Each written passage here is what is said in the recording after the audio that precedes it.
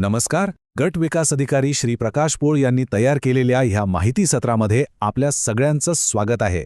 आज आपण एका खूप महत्त्वाच्या योजनेची माहिती घेणार आहोत. पण पुढे जाण्याआधी एक छोटीशी विनंती. महाट्यूब चॅनलला सबस्क्राईब करायला विसरू नका. आणि हो, ही माहिती इतरांपर्यंत पोहोचवण्यासाठी शेअरसुद्धा नक्की करा. तर आज आपण बोलणार आहोत इंदिरा गांधी राष्ट्रीय दिव्यांग निवृत्तीवेतन योजनेबद्दल. अनेकदा काय होतं की योजना चांगल्या असतात, पण योग्य माहितीच लोकांपर्यंत पोहोचत नाही आणि त्यामुळे अनेक गरजू लोक लाभापासून वंचित राहतात. चला तर मग आज या योजनेची A to Z माहिती घेऊया. या माहिती सत्रामध्ये आपण काय काय पाहणार आहोत तर या योजनेसाठी पात्र कोण आहे, पैसे किती मिळतात, कागदपत्र कोणती लागतात, कोण या योजनेचा लाभ घेऊ शकत नाही, सरकारकडे काही विशेष अधिकार आहेत का, आणि सगळ्यात महत्त्वाचं म्हणजे अर्ज कसा आणि कुठे करायचाय, या सगळ्या प्रश्नांची उत्तरं आपल्याला मिळतील. चला तर मग सुरुवात करूया सगळ्यात महत्त्वाच्या भागापासून, तो म्हणजे पात्रतेचे निकष. म्हणजे या योजनेचा लाभ घेण्यासाठी सरकारने नेमक्या कोणत्या अटी ठेवल्या आहेत ते पाहू. बघा, या योजनेसाठी मुख्य 4 अटी आहेत. पहिली अट आहे वयाची, दुसरी आहे उत्पन्नाची, म्हणजे आपलं नाव दारिद्र्य रेषेखालील यादीत म्हणजेच BPL लिस्टमध्ये असलं पाहिजे. तिसरी अट आहे दिव्यांगत्वाची आणि चौथी अट आहे महाराष्ट्रातील रहिवासाची. आता आपण प्रत्येक अट जरा सविस्तरपणे समजून घेऊया. तर पहिली अट वयाची. अर्ज करणाऱ्या व्यक्तीचं वय हे 18 वर्षांपेक्षा जास्त आणि 79 वर्षांपेक्षा कमी असायला हवं. म्हणजे 18 ते 79 या वयोगटातील व्यक्तीच यासाठी अर्ज करू शकतात. आता दुसरी आणि सगळ्यात महत्त्वाची अट, अर्जदाराच्या कुटुंबाचं नाव सरकारी दारिद्र्य रेषेखालील यादीत म्हणजे BPL यादीत नोंदवलेलं असणं बंधनकारक आहे. आपलं नाव या यादीत आहे याचा पुरावा आपल्याला द्यावा लागतो. तिसरी अट आहे दिव्यांगत्वाच्या प्रमाणाबद्दल. यासाठी अर्जदाराकडे कमीत कमी 40% दिव्यांगत्व असल्याचं सर्टिफिकेट हवं. आणि हे सर्टिफिकेट कोणीही दिलेलं चालणार नाही. ते जिल्हा शल्य चिकित्सक म्हणजे सिव्हिल सर्जन यांनी दिलेलं असावं लागतं. पात्रतेचे निकष तर आपल्या लक्षात आले. आता पाहूया की या योजनेमधून नक्की आर्थिक मदत किती मिळते. या योजनेतून पात्र लाभार्थ्याला दरमहा 1,500 रुपये म्हणजे 1,500 रुपये निवृत्ती वेतन मिळतं. ही रक्कम थेट लाभार्थ्याच्या बँक खात्यात जमा केली जाते. आता हे जे 1,500 रुपये आहेत ना, ते 2 भागांमध्ये मिळतात. यातले 300 रुपये येतात केंद्र सरकारच्या इंदिरा गांधी योजनेतून आणि उरलेले 1,200 रुपये येतात आपल्या राज्य सरकारच्या संजय गांधी निराधार अनुदान योजनेतून. असं मिळून लाभार्थ्याला दर महिन्याला एकूण 1,500 रुपये मिळतात. ठीक आहे, पात्रता कळली, पैसे किती मिळणार तेही कळलं. आता वळूया कागदपत्रांकडे.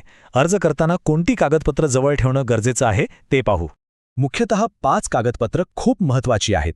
एक म्हणजे योजनेचा विहित नमुन्यातील अर्ज, दुसरं 40% दिव्यांगत्वाचा दाखला, तिसरं दारिद्र्य रेषेखालील यादीत नाव असल्याचा पुरावा, चौथं वयाचा पुरावा आणि 5वं रहिवासी असल्याचा दाखला.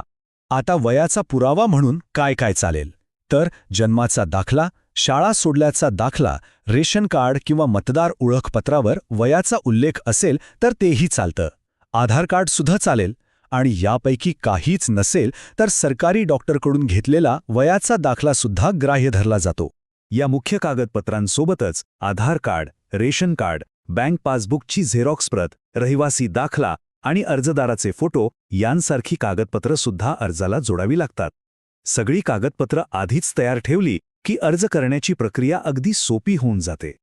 आता एक असा महत्त्वाचा नियम समजून घेऊया ज्यामुळे एखादी व्यक्ती पात्र असूनही योजनेसाठी अपात्र ठरू शकते. नियम अगदी सोपा आहे. जर एखादी व्यक्ती सरकारच्या दुसऱ्या कुठल्याही योजनेतून दर महिन्याला पेन्शन किंवा आर्थिक मदत घेत असेल तर ती व्यक्ती या योजनेसाठी पात्र ठरत नाही. म्हणजे एकाच वेळी 2 सरकारी पेन्शन योजनांचा लाभ घेता येत नाही. चला आता एका विशेष तरतुदीबद्दल बोलूया. ही तरतूद शासनाला काही खास प्रकरणांमध्ये थेट अर्ज मंजूर करण्याचे अधिकार देते. याचा अर्थ असा आहे की एखादं प्रकरण खूपच विशेष आणि गरजू असेल आणि अर्जदाराने योजनेच्या सगळ्या अटी पूर्ण केल्या असतील तर सरकार थेट हस्तक्षेप करून त्या व्यक्तीचा अर्ज मंजूर करू शकतं. पण हो, ही एक अपवादात्मक तरतूद आहे. आता आपण येतोय या माहिती सत्राच्या सगळ्यात शेवटच्या आणि महत्त्वाच्या भागाकडे. तो म्हणजे या योजनेसाठी अर्ज नक्की करायचा कुठे आणि कसा. अर्ज करण्यासाठी 3 सोपे पर्याय आहेत. पहिला, आपण आपल्या जवळच्या तहसील कार्यालयात जाऊन अर्ज देऊ शकता. दुसरा पर्याय आहे सेतू सुविधा केंद्र आणि तिसरा पर्याय म्हणजे घर बसल्या आपले सरकार या वेबसाईटवर जाऊन ऑनलाईन अर्ज करणं. चला जाता जाता एकदा पटकन सगळी माहिती पुन्हा आठवूया. योजनेसाठी वय हवं 18 ते 79 वर्ष, नाव हवं BPL यादीत आणि दिव्यांगत्व हवं किमान 40%. लाभ मिळतो दरमहा 1500 रुपये आणि यासाठी BPL, वय, दिव्यांगत्व आणि रहिवासाचा पुरावा ही कागदपत्र लागतात. आता एक क्षण थांबून विचार करा. आपल्या ओळखीत, आपल्या आसपास कोणी अशी व्यक्ती आहे का जिला या माहितीचा खरोखरच फायदा होऊ शकतो?